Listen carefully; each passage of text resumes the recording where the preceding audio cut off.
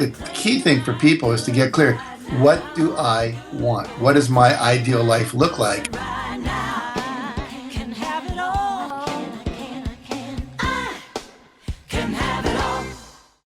So, Jack Canfield, you are an amazing man. I'm so honored, humbled to have you here. You are literally the co-author of the Chicken Soup for the Soul series, which has sold, I think, a record of how many? Like 50? How many million? 500 million books. 500 million books. That's just like blows my head away. You're a star in The Secret. You are known as America's #1 success coach. I could go on and on and on. So I'm just thrilled, delighted that you are here to add your voice, your energy to the amazing people that are transformational leaders and authors, having the voice that says we can in fact have it all. Oh, it's my pleasure. Thanks you. Yeah. So how do you define having it all? What's your it? What's your all? Well, I think everybody's it is different, and I think for me, it's being able to do what I want, when I want, wherever I want, as much as I want, that kind of thing. And ultimately, have all the resources so I can fulfill what I call my soul's purpose, which is to inspire and empower people to live their highest vision in the context of love and joy. And so, it's funny, I was thinking about this when I knew you were going to be interviewing me, and I made a list of what is my it? What does the all look like?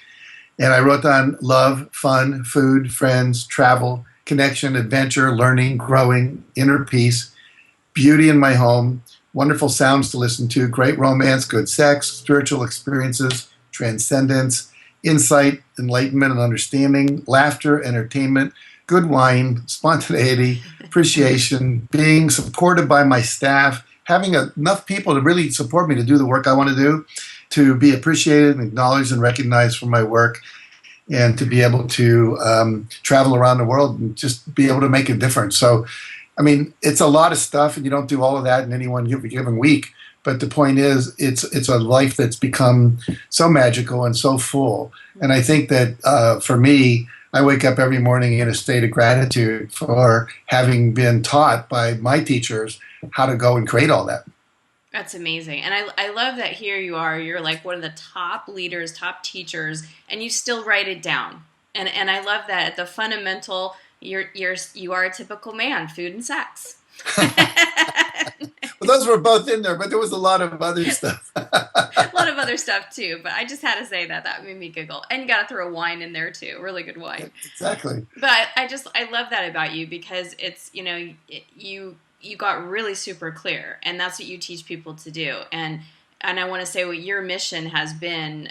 You certainly have touched my life in that way, and I know countless others, people that I know, with the teachings that you have. And because of you, I now get to do, and I think I said that the first time I met you, truly meaning that because of what you have done in your own personal life and the things that you've accomplished and your teachings, I now get to do what I do. And so for that, I'm truly grateful. So, and I like to call that like all the things you described as having it all moment, Mm-hmm. Absolutely. So what is your core belief, either about yourself or the universe, that allows you to create that whole entire experience of having it all? Well, I started out my work with self-esteem, and one of my mentors was a man named Nathaniel Brandon, who said that the definition of self-esteem was feeling lovable, capable, and significant. So if you feel lovable, then you feel like you're worthy of relationship and worthy of being included by other people in their lives. And if you're competent, you can create whatever results you want in your life. And then meaningful and significant means you make a difference. You do something that matters. And for me, when I'm doing that, I feel like I believe that I can do that, and that gives me the sense that I can create any result that I want. And so I believe that when I start out, I may have to learn something. I may have to team up with other people who know things I don't know. I may have to spend some money, build teams, whatever. But the reality is that I know I have the capacity to do something. I teach in my seminars to never say the word can't. So if someone says, "Can you play the piano?" I don't say I can't. I say, "I don't know. I've never tried yet. I'm sure I can if I apply myself." Mm-hmm. So I believe there's nothing I couldn't do. Learn to do ballet, learn to fly a plane, scuba dive, whatever. And with that belief, then when I start something, I just gather the resources I need and move forward. And so far, every goal I've ever set has been accomplished. And you've set some pretty lofty goals. I have. Pretty amazing goals. We set a goal to sell 1 billion books by the year 2020 to impact 1 billion lives through philanthropy and television and movies and so forth. I think we've easily impacted 1 billion people just through The Secret and through the Chicken Soup books, but we're still shooting for that billion book goal. And I mean, and there's little goals. Like right now, I weigh 209 pounds. My goal is to get down to 195. I have a big frame, so it's not like I should weigh 150. But, it's a goal that I set. I set a goal a couple of years ago to be able to do 100 push-ups in a row. So I'm constantly doing things that stretch me to just exercise that muscle of manifestation. Beautiful. I love that. And I have to tell you this too. I heard you say that a long time ago, probably about 10 years ago now, and that's a long time ago, but 10 years ago, about not saying can't. And Yeah. I bring that into my family and with my two kids who are 4 and 5. So like, I can. It's like, no, you just don't know how. You might need help or you haven't done it before, but it's like eradicate that word can't. And I know for me, when I did that in my own life, it just literally freed me up. And it just feels so good. No, absolutely. I muscle test people in my trainings. I'll put their arm out, I'll push down on it, and I'll say, just resist. They're strong, and I say, say something you can't do, and they'll go, well, I can't be a millionaire. Their arm goes weak, or I can't skydive. Their arm goes weak. Now say I can be a millionaire. Their arm stays strong. And so, literally, that belief is just see. All beliefs are just a choice. You just choose to believe it or you don't. And you say you have evidence for your belief, but usually, once you believe something, you will attract evidence for that to prove you're right. But the fact is, you can choose. The thing I got really clear about early on, and it really flipped me out, was we are able to believe anything we want. Then I went nuts for about 3 months going, what if I choose the wrong thing to believe? It's like, Yeah. and then I realized at one point, the only beliefs that matter are what are the beliefs that will get me where I choose to want to go. And so it's really a choice. And we see that a lot of people their beliefs are unconscious. But once you believe that you can do it all and have it all, and I mean, the truth is you can't have it all. One of my friends is a comedian. He said, where would you put it if you had everything in the world, Yeah. But you can do everything you want to do at some point in your life. Any experience you want to have, I believe you can create that. Yeah, I think there's a discussion that has to take place because when someone says, well, you can't have it all, in the sense of like, there's women that have written books right now for women saying, ladies, you can't have it all. And it's like you have to really define what that means because realistically, can you have all the money in the world? No. And why would you want to? Can you have all the houses in the world? And like your friend said, like if you had all the shoes or, in my case, purses or Right. dresses, where would you put it all? So there's Right. that very superficial level. But then in the aspect of the different aspects of our life, in our bodies, in our finances, in our careers, like what's having it all for us? Because it's so defined Right. and so it has a different meaning for every single person. I think everybody can have all that they need to do all that they want to do. That's a real different than having everything in the world. Right. You can have enough money to fulfill your purpose, to fulfill your life, to feel, to do the things you want to do. For some people, like Steven Spielberg, he needs a lot of money to make a movie. I don't need that much money to do what I do, so I don't need to be a billionaire. But for someone like Oprah, who owns her own television network, you need that kind of money to be able to underwrite movies and shows and so forth. So I've always been able to manifest enough money to do what I want to do, to go where I want to go, to get the medical care I want to have, to eat the kind of food I want, organic food and so forth. So it's really, I think the key thing for people is to get clear, what do I want? What does my ideal life look like? And then once you've figured that out or decided it or chosen it, then it's called, what will I have to create in order to produce that? And then that's called enough. And one of the big issues I think a lot of people have today is we are reaching a place where we're using more of the earth and the earth can replace itself in terms of the amount of fish we're taking out of the sea, in terms of the amount of minerals we're taking out of the land for our food, the water we're polluting, and so forth. And so we have to revision this idea of what abundance is and move to something called sufficiency, because we don't need 5 houses. You can rent a house in Hawaii for 3 weeks when you go there. You don't have to have a house in Palm Springs, a house in Hawaii, a house in the Hamptons, a house in New York, and so forth.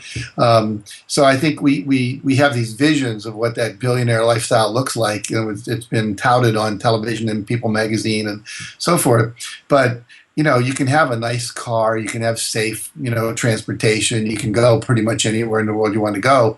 But what's enough? And we each need to define what that is, and then create that for ourselves, and not hoard. Because as you know, when you hoard energy, it stops the flow, and when it stops the flow, then it doesn't move through you, and you can't attract more. And it's about shepherding and stewarding more than it is about owning and collecting. I appreciate that discussion because I think it goes on the heels of also thinking that the more stuff we get, then the happier we'll be. And then we're kind of like, well, that didn't work. So let me try if I get more. Maybe it's just if I had more stuff.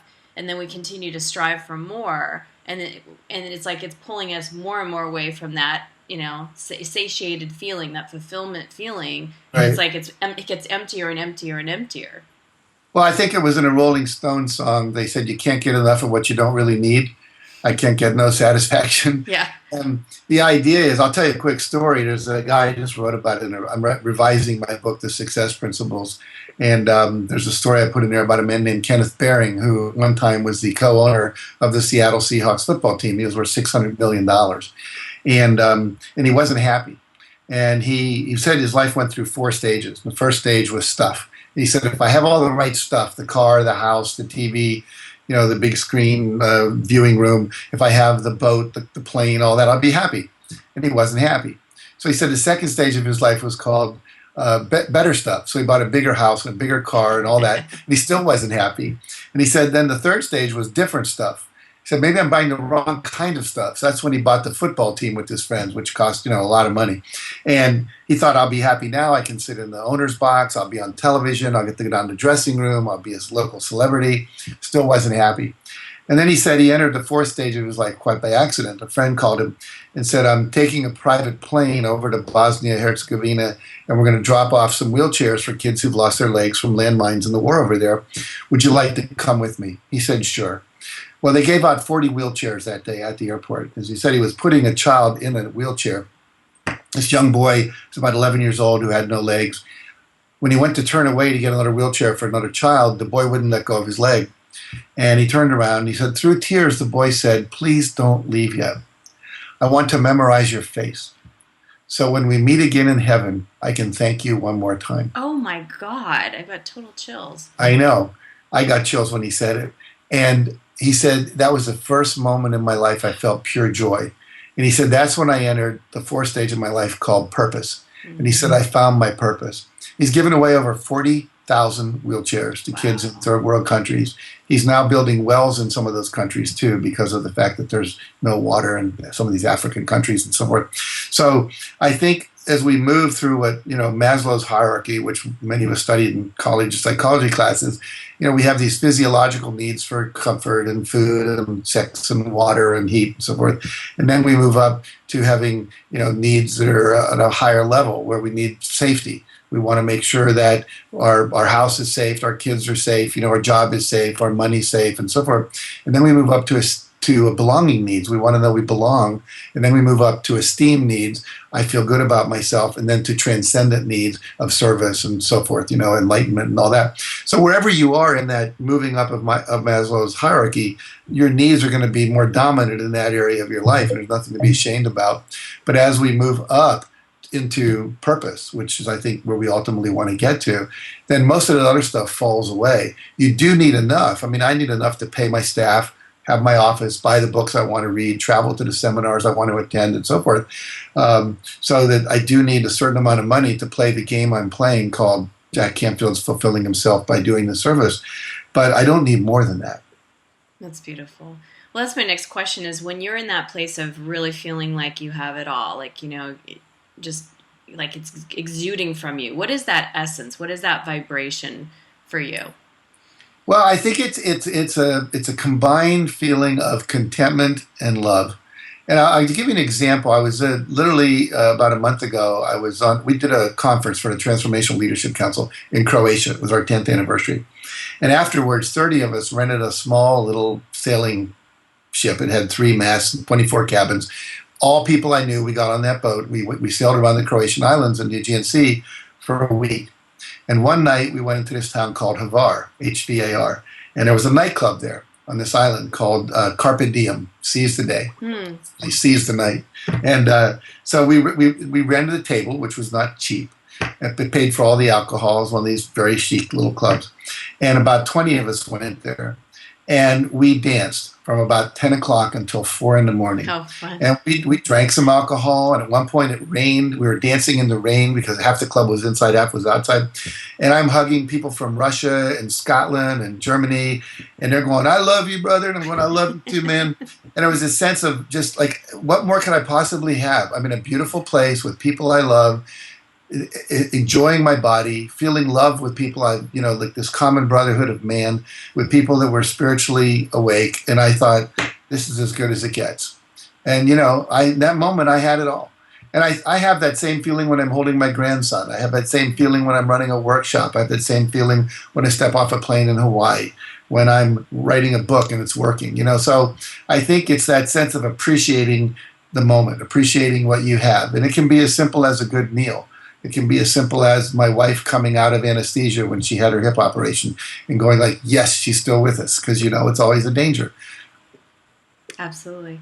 I love that, Jack, because it's so true. It's having those having it all moments. There's the fullness of our emotions, the fullness of that appreciation. It's like it's just like, this is the best. It's like, this is just this is it for me in this particular moment. It's not a like, okay, paint a picture of the most perfect thing that society says we should have. The husband, the kids, never to be changed or removed, because as we grow, as we expand, as we continue to evolve, I bet your it and your all today is different than it was 40 years ago. It is, and it will always change because we grow, as you said. Situations change, our needs change over time. Certainly my needs for fulfillment are deeper than they were when I was 20 years old. It definitely merges. And I think, one of the great things that I've learned in the last 20 years is that all suffering comes from trying to hang on to something that's good, that needs to be released. Or trying to push away something you don't want to feel, like grief or sadness or whatever, that might be. But if you're open to allow things to flow through you, including your ideas, your feelings, your emotions, all of that, which, I've learned through meditation, through things like Byron Katie's work of, loving what is, not having to push away what isn't. And also the Sedona method, where I've learned to just welcome whatever experience into my life. It's kind of a more Buddhist approach, you might say, and then not hang on to things. So even when I was in Croatia, there was a certain point at that, 4 in the morning, whenever it was, it's time to go to bed now. We can't do this until another midnight. Everything has an ending to it. And you have to be willing to let go of that as well, including relationships, jobs, a reputation you have. Like, I was known as a chicken soup guy, and all of a sudden I got tired of writing chicken soup books. And so now I'm the success coach guy, and maybe that'll change to the leadership guy or something. Who knows? And it's always kind of scary to let go of what you've been hanging on to that's been doing so well for you. But if you don't let go of that when something new is emerging, then you don't grow and evolve into the next thing that you're wanting to become from some deep level inside. Or as Michael Beckwith says, it's God expressing himself through you as you.